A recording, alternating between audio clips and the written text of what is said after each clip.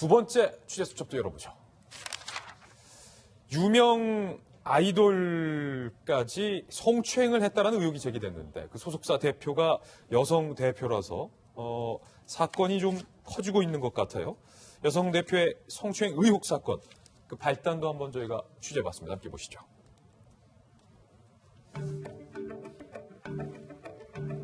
아이돌 연습생들이 소속사 여대표를 고소했어요. 지난해 9월 28일 한 달간의 일본 현지 공연 후에 소속사 대표 A씨와 53세 여성 그리고 동생이자 회장, 투자자의 아내 B씨 외 소속 연습생 10명이 도쿄의 한 횟집에서 전체 회식을 했어요.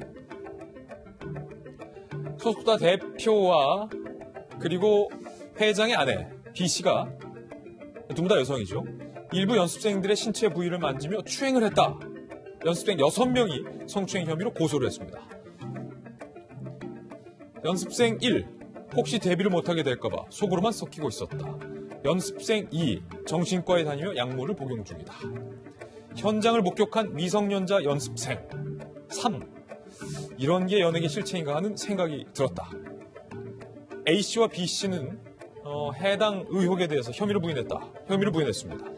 고소 내용은 사실이 아니며 무혐의를 입증할 것이다 라는 얘기를 나왔습니다. 그런데 이게 이 여성 대표와 관련해서 최근에 한 그 공개 오디션 프로그램에서 많은 인기를 받았던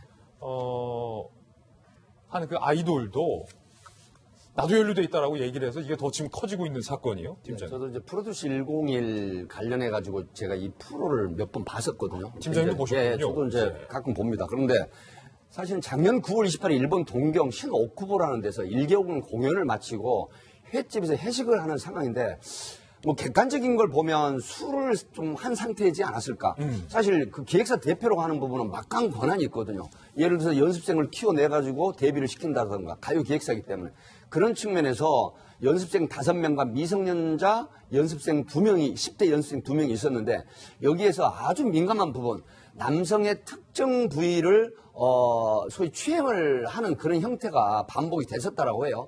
그래서 이제 주변에 있는 그분의 딸도 제발 좀 그만해라라고 말렸다는 부분이 고소장 내에도 들어있다고 합니다. 현재 고소장에 나와 있는 내용이죠. 네, 그런데 이 부분이 조금 약간의 좀 의혹이 좀 있는 부분이 있습니다. 왜냐하면 9월 28일 날 이후에 양쪽 간에 상당한 첨예한 어떤 계약서상의 문제가 있었다고 합니다.